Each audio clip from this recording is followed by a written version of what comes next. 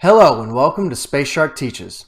I'm Sean, owner and lead developer of Space Shark Studios, and in this series we're going to be teaching Godot.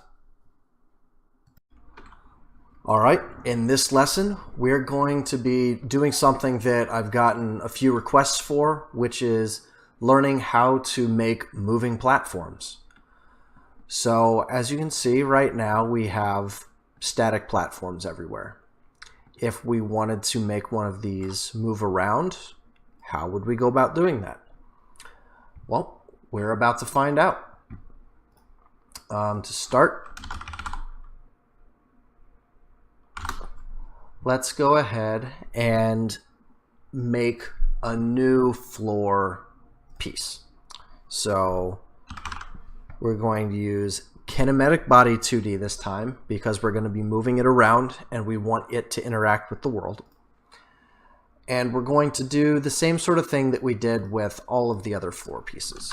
So moving floor piece, and we will go ahead and make that into its own scene. So I right-clicked, went to Save Branches Scene, just like we've done before. Let's go inside of that. If you remember, there's a couple things we need to do, such as we add a collision shape, make that a rectangle, leave that on. We can go ahead and add an animated sprite like we've done before.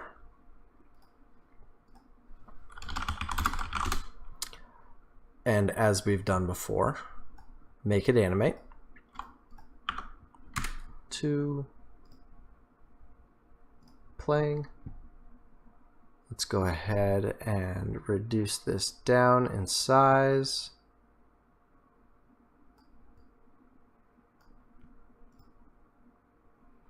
Make it a little bit bigger. Boop. And then of course expand this out. And then, like before, let's go ahead and duplicate it around, and let's make this one a little bit bigger than the other ones.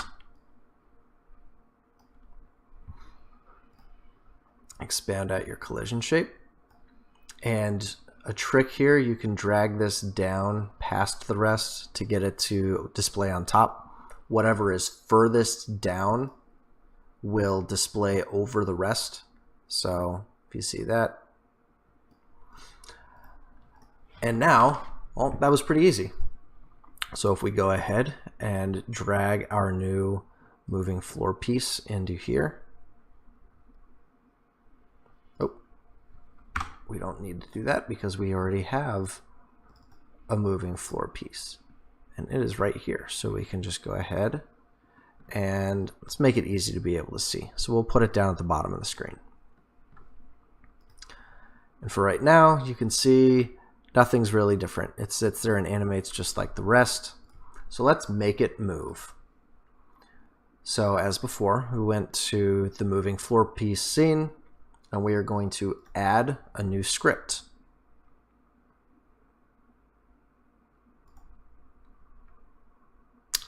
That was wrong.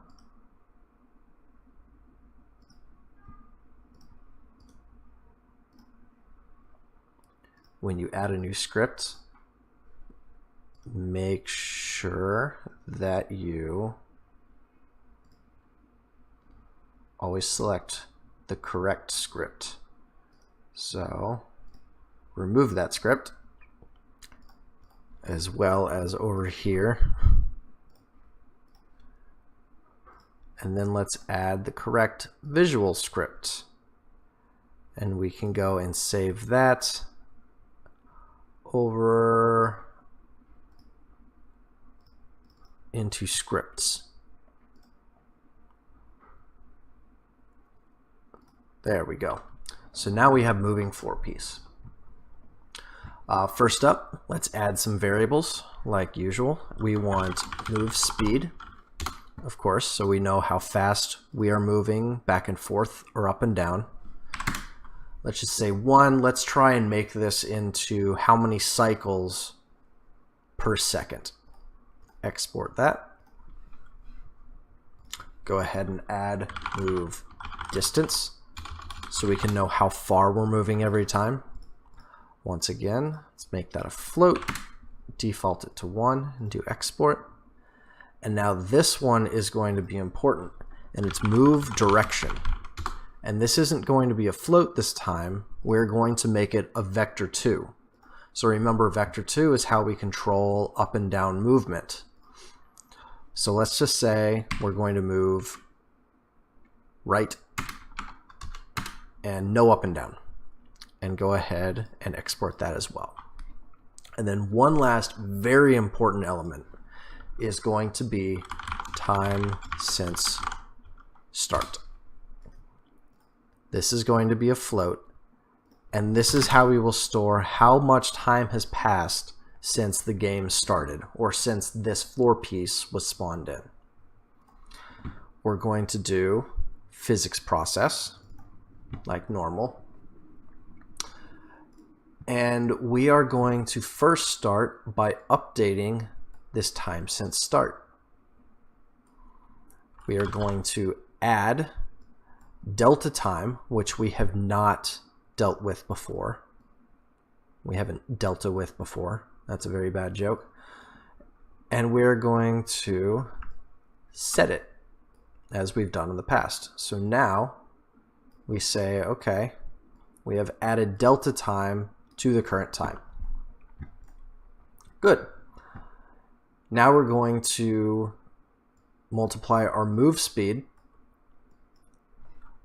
by a math constant called pi. Now pi is used in a bunch of sine, cosine, tangent sort of functions. And we're going to be using sine here to control back and forth oscillation. So handy dandy paint. We have this, and we have a sine wave that goes like this. Every one of these cycles from here to here, this is pi long. Or actually, no, not that one. To here, sorry.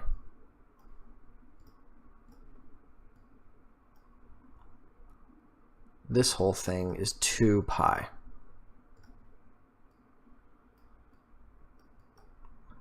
And here to here is pi. So we do a full cycle every 2 pi. Now to remember that, we need to multiply by pi. Multiply.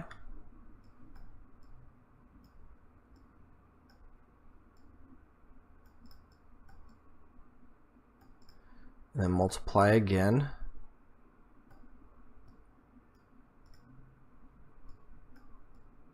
By 2. So we get 2 pi because that is equal to a single back and forth. Make that a float. Make this a float. Multiply it by 2. And now we have 2 pi. So if we make a comment over here, we're going to say this is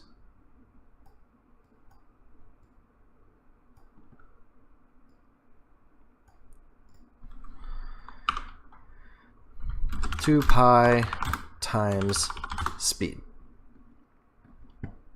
We are going to use that to say, all right, how fast are we going? And then we are going to multiply all of this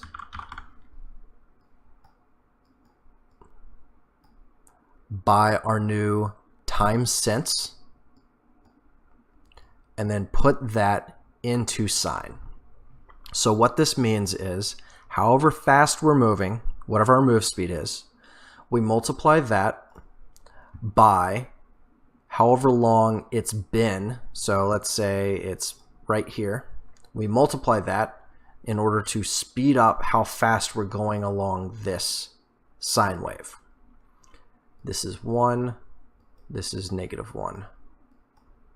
So we speed up how quickly we're riding the roller coaster, basically. And that's what these do. So now we know where on the roller coaster track we are after we're out of sine. Once we're done with that, we need to get our move distance and our move direction. We can multiply these together again. So distance times direction. And then multiply these once again by sine. So now we have this value over right here. So we're here. But then how strongly up and down do we go? That's what this move direction by move distance covers. So we know we're going left and right. And distance means how big in the left and right are we going. And then sine controls, well, where along that path are we right now? And then finally, I know this is getting a little bit out there, we need to set our position.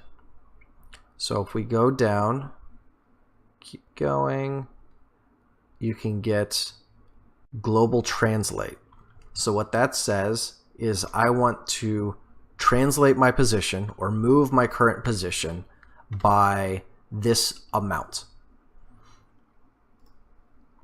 We get that. We say, all right, wherever I am right now, I want to move that far, left or right, doesn't matter. And with that said, we can now go ahead and try it. So let's take that floor piece and say we want move speed to be 1. Let's move 5 away and we want to move to the right. So it'll cycle, it'll start here and move right and then back, and then right and then back, if we did this correctly. Go over and check. Everything is set correctly. It's sitting right there. And there we go. We now have a moving platform. The best part is your character actually moves around on it. So there are some physics that we can tweak to make sure that the character stays on and doesn't kind of do the zigzag right here. But you can see it actually does push the character as well. So if I put this up here and said I want this to go 10 and I want the move speed to be slower,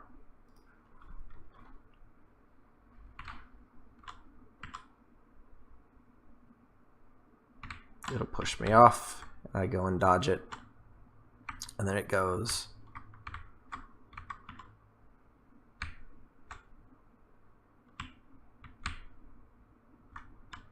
And there we go. So that is a moving platform. That's it for this lesson. Thank you for watching, and this has been Sean with Space Shark Teaches.